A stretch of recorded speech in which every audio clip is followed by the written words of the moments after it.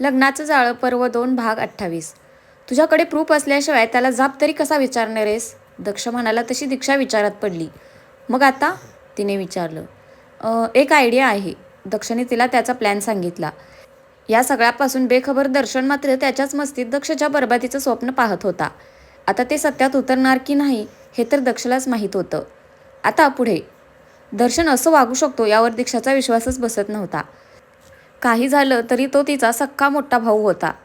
कसला विचार करतेस दिशू? दक्षने विचारलं. दक्ष, दादा असा का वागतोय खरंच कळत नाही रे. म्हणजे जे पूर्वी झालं ते झालं ना. तेव्हा तुझा राग येणं किंवा माझी काळजी वाटणं हे मी समजू शकते. किंवा तेव्हा त्याने तुला धमकी दिलेली, तुमची बाचाबाची झालेली ही एक वेळ ठीक आहे. पण आता तो चॅप्टर संपलाय ना. मग तरीही एवढा राग का आणि कशासाठी? दीक्षा वैतागत म्हणाली. दिशू, कसं असतं ना, आतापर्यंत आपलं ऐकणारी एखादी व्यक्ती अचानक आपल्या विरोधात उभी राहिली ना की काही लोकांना ते सहन होत नाही. दर्शनचं तसंच झालंय. लहानपणापासून तो तुझा दादा म्हणून तू त्याची काळजी समजून घेत त्याचं ऐकत आलीयस. जे पूर्वी झालं त्यानंतर जेव्हा माझं सत्य समोर आलं तेव्हा त्याला राग येणं साहजिकच होतं. तेव्हा त्याला जे हवं होतं ते झालंही. आपण वेगळे झालो.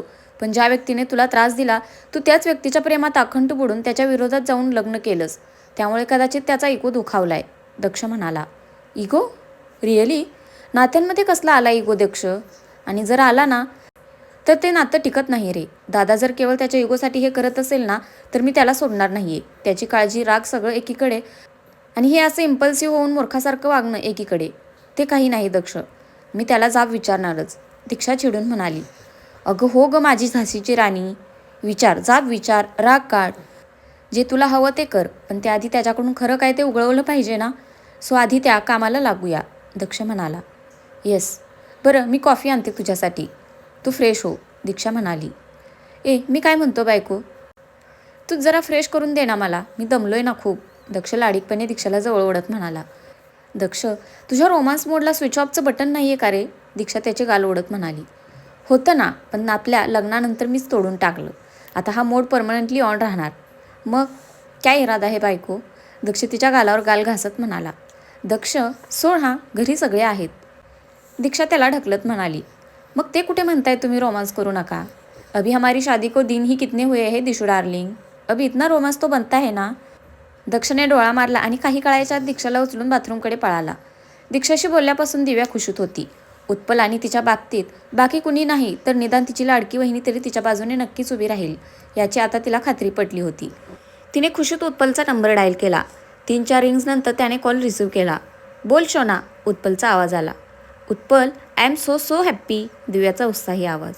अरे असं काय झालं अचानक? उत्पलने हसत विचारलं. मी आज वहिनीला आपल्याबद्दल सांगितलं. दिव्या खुशीत म्हणाली. काय? उत्पल मात्र उडालाच. दिव्या असं अचानक? आय मीन, तो एकदम नर्वस झाला होता. अरे एवढा का घाबरतोयस उत्पल? ॲक्च्युली आज सकाळी आपण भेटलेलो तेव्हा वहिनीने आपल्याला पाहिलं. मग दुपारी तिनेच मला विचारलं. कशी लपवणार होते मी उत्पल? पण यू नो व्हॉट, माझी वहिनी खूप गोड आहे रे. ती मला म्हणाली तिला तुला भेटायचं आहे. दिव्याने सांगितलं. पण दिव्या, सर, आय मीन तुझा दादा? उत्पल कचरत म्हणाला. तसं तर दीक्षाची बाजू ऐकून त्याला बरं वाटलेलं. पण दक्षचा प्रश्न होताच अजूनही. वहिनी असताना टेन्शन काय ऐकू येतं तू? दादाला कसं हँडल करायचं ते वहिनीला बरोबर माहिती आहे. I am so relieve Utpal. वहिनीशी बोलून खूप बरं वाटलं रे. हे असं लपून छपून भेटणं नो डाऊट थ्रिलिंग होतं.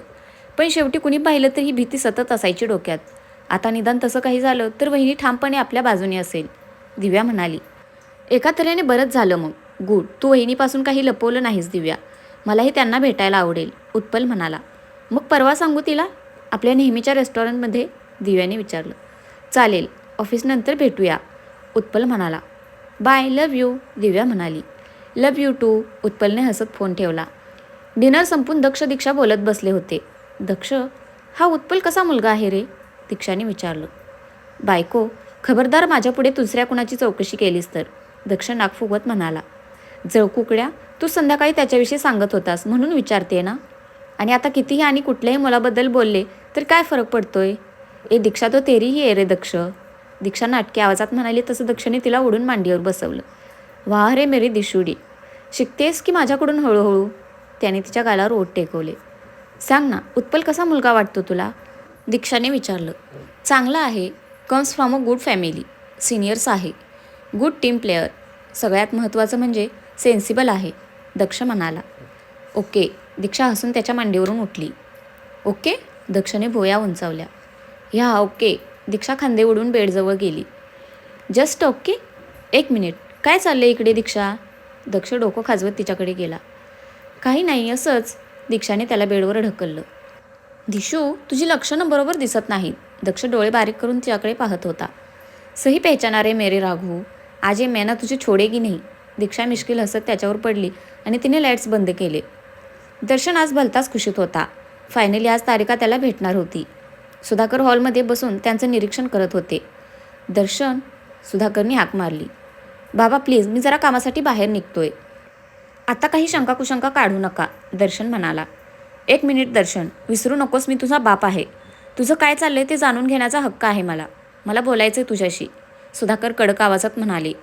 काय बोलायचंय? दर्शन जरा गुरमीतच म्हणाला. दर्शन, काय चाललंय तुझं? तुला काय वाटलं आपल्या बापाला बिझनेसमधलं काही कळत नाही म्हणजे आपण कसंही वागलं तरी चालेल? भले नसेल कळत रे मला तुमच्या बिझनेसमधलं, पण काय चूक काय बरोबर हे कळतं बरं का तुझ्या बापाला. दीक्षाच्या बाबतीत मी खरंच खूप चुकीचा वागलोय, पण आता ती तिच्या संसारात खुश आहे. त्यामुळे तिच्यासोबत किंवा दक्षसोबत कुणी चुकीचं वागत असेल तर ते मी खपवून घेणार नाही, सुधाकर जरबेने म्हणाले. तुम्हाला काय म्हणायचं आहे? स्पष्ट बोला, दर्शन वैतागून म्हणाला. ठीक आहे, स्पष्टच विचारतो. कसला खेळ चालवलायस तू?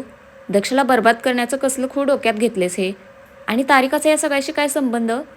सुधाकरनी त्याच्यावर नजर रोखली. तुम्हाला तारिकाबद्दल कसं कळलं? दर्शन जरा गडबडला. ते महत्त्वाचं नाही आहे. दर्शन, मूर्खपणा करू नकोस. नुकसान तुझंच होणार आहे. का त्या बिचाऱ्या मुलीला या सगळ्यात ओढतोयस? अरे दीक्षा सख्खी बहीण आहे तुझी. रिक्वेस्ट करतो रे बाबा तुला. जे काही चालवलेस ते थांबव आता. तिला तिचं आयुष्य जगू देत आणि तू तुझं जग, सुधाकर कळकळीने म्हणाले. तुमचं बोलून झालं असेल तर मला निघायला हवं. दर्शनने त्यांच्याकडे दुर्लक्ष केलं आणि तो शूज घालून घराबाहेर पडला. तारिका त्यांच्या ठरलेल्या ठिकाणी दर्शनची वाट पाहत होती. तो येताना दिसला तसा तिने हात हलवला. हाय दर्शन, तिने स्माईल दिली. हाय तारिका. वाह, आज खुशीत दिसतेस. काम झालंय ना? दर्शनने समोर बसत विचारलं. येस ऑफकोर्स दर्शन, तारिका शब्दांची पक्की आहे. काम तर झाले, पण त्यासोबत एक जबरदस्त न्यूज पण आहे माझ्याकडे, तारिका म्हणाली. कसली न्यूज? दर्शनने नकळून विचारलं. दर्शन, हा एक प्रोजेक्ट झाला, पण DK ग्रुप यापुढे असे अनेक प्रोजेक्ट मिळवण्यासाठी पुढे येणारच ना. मग ती कॉन्फिडेन्शियल इन्फॉर्मेशन मिळवण्यासाठी मी एक परमनंट सोर्स शोधला आहे. म्हणजे तो सोर्स असा आहे की आपल्याला कधीच कुठली काळजी राहणार नाही, तारिका म्हणाली. रिअली? आणि कोण आहे तो सोर्स? दर्शनने कुतूहलाने विचारलं. मी, आवाज आला आणि दर्शनने चमकून वर पाहिलं. दीक्षा तू? तो गडबडला. हो मीच. एवढं गडबडायला काय झाले दादा? दीक्षा हसत त्याच्यासमोर बसली. तारिका, काय मूर्खपणा आहे हा? दर्शनने तारिकावर नजर रोखली. मूर्खपणा कसला आलाय त्यात दर्शन? तुला DK ग्रुपची कॉन्फिडेन्शियल इन्फॉर्मेशन हवे आणि ती देण्यासाठी दीक्षापेक्षा चांगली व्यक्ती आहे का कुणी? तारिका हसली. तारिका, तुझी हिंमत कशी झाली माझ्या बहिणीला या सगळ्यात तोडायची? दर्शन चिडून म्हणाला. तशीच जशी तुझी हिंमत झाली तारिकाला या सगळ्यात अडकवायची, दीक्षा त्याच्यावर नजर रोखत म्हणाली. काय करतोयस तू दादा? तुझं तुला तरी कळतंय का? त्या हरामखोर दक्षने तुला दिलेल्या त्रासाचा बदला घेतोय. दर्शन तिरकस हसला. तोंड सांभाळून बोल दादा, तो नवरा आहे माझा. आणि कसला त्रास दादा? झालं गेलं गंगेला मिळालं. आता आम्ही खुश आहेत ते तुला बघवत नाही आहे का? काय विचार करून तू हा असला बाष्कळ खेळ खेळतोयस? तुला काय वाटलं हे असं प्रेझेंटेशन वगैरे चोरून तू हा प्रोजेक्ट मिळवशील आणि त्याने दक्षला फरक पडेल? डोळे उघड दादा. दक्ष काय आहे हे मी तुला सांगायची गरज नाही आहे. हा एक प्रोजेक्ट गेला तरी त्याला काडीचाही फरक पडणार नाही आहे. पण जर हा घोटाळा समोर आला आणि देव न करो त्यात तू अडकलास तर तुझं काय होईल हा विचार केलास तू कधी? दीक्षाने खडा सवाल केला आणि दर्शन एकदम शांत झाला. कसं तोंड दाखवणार आहे साईबाबांना? त्याहीपेक्षा कसा फेस करणार आहे स्वतःला? सांग ना, आहे याचं उत्तर तुझ्याकडे? दीक्षा चिडक्या आवाजात म्हणाली तसा दर्शन नजर झुकून बसला.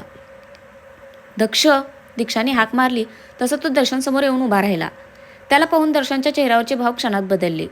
तर तू? दर्शनने अडखळत विचारलं. हो मम्मीच. अरे साले साहेब, कांड करताना तर तुमचे हात अडखळले नाहीत, मग आता का जीभ अडकळतीये? दक्ष हसत म्हणाला. तुला काय वाटलं तू असं समोर येशील आणि मी घाबरेन? दर्शन उसना नानत म्हणाला. हरकत नाही, नाही घाबरलास तरी चालेल. उलट बरंच होईल माझ्यासाठी. न घाबरता तू काय करत होतास त्याची कबुली दे, म्हणजे मग मी पुढची ॲक्शन घ्यायला मोकळा. तसंही मी माझ्या एका मित्राला कॉल करून इकडे बोलावलंच आहे. तारीख आहेच विक्टिम कार्ड खेळायला. शिवाय माझ्याकडे विटनेसही आहे, ज्याला तारीख आणि तुझा प्लॅन माहिती आहे. स्वतः मी आहे, दिशू आहे. हे बघ, फार काही होणार नाही. काही दिवस तुला जेलमध्ये सडावं लागेल एवढंच. हां, पण एक मात्र होणार, कॉर्पोरेट वर्ल्डमध्ये बदनामी. मग बाहेर आल्यावर दुसरीकडे जॉब मिळणं अवघड असेल, पण आपण करू मॅनेज. माझ्या ओळखी आहेत तेवढ्या. कुठे ना कुठेतरी छोटा मोठा जॉब मिळेल तुला. सासरी बुवा आणि सासूबाईंना मात्र खूप वाईट वाटेल हा दर्शन. निदान त्यांचा तरी विचार करायला हवा होतास रे. आता या वयात कुठे वणवण करणार आहे ते. दक्ष सेनपती दाखवत म्हणाला. दक्ष, दर्शन ओरडला. कशाला घसा फाडताय सालीसाहेब? डीकेशी पंगा घ्यायला निघालात तुम्ही. बहुतेक माझं रेप्युटेशन ऐकलं नाहीत तुम्ही अजून. दक्ष कारखानी चांगल्यासोबत चांगला आणि वाईटासोबत अति वाईट आहे दर्शन. दक्षने त्याची तीक्ष्ण नजर दर्शनवर रोखली तसा त्याला घाम फुटला. फुकटचा माझ्या वाकड्यात शिरायला जाशील तर पश्चाताप करायची वेळ येईल दर्शन.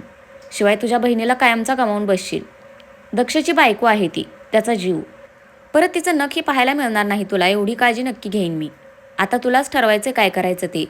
तुझी बहीण, तुझं नातं जपायचं की तुला फाजील इगो पुढे हे सगळं मातीत घालवायचं आहे. डोंट वरी, आता लगेच उत्तर मागत नाही आहे मी. नीट विचार करून सांगितलंस तरी चालेल. I will wait for your answer. Daksh तिरकं स्माईल देत उभा राहिला आणि त्याच्यावर नजर टाकून तिकडून बाहेर पडला. पाठोपाठ तारिकाही बाहेर गेली. दिशू, त्यांच्या मागे बाहेर पडणाऱ्या दीक्षाला दर्शनने हाक मारली. सॉरी दादा, तुझं तुलाच ठरवायचं तुला काय हवंय ते. हो पुली, आता तरी डोळ्यावरची पट्टी काढून नीट विचार करशील. दीक्षा हताश नजरेने त्याच्याकडे पाहत म्हणाली आणि तिकडून बाहेर पडली. दर्शन मात्र कितीतरी वेळ डोक्याला हात लावून तसाच तिकडे बसून राहिला. तर फ्रेंड्स, आजचा भाग कसा वाटला नक्की कमेंट करून सांगा. धन्यवाद.